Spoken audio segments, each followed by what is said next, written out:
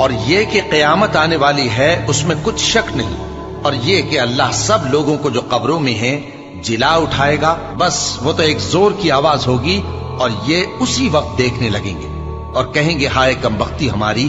یہی جزا کا دن ہے۔ کہا جائے گا کہ ہاں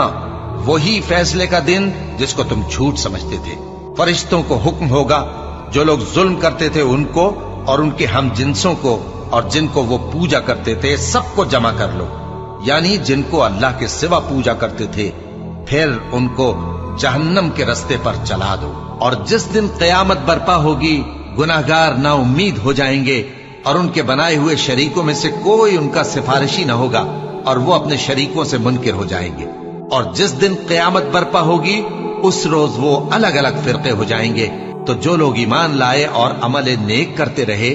وہ بہشت کے باغ میں خوشحال ہوں گے، اور جنہوں نے کفر کیا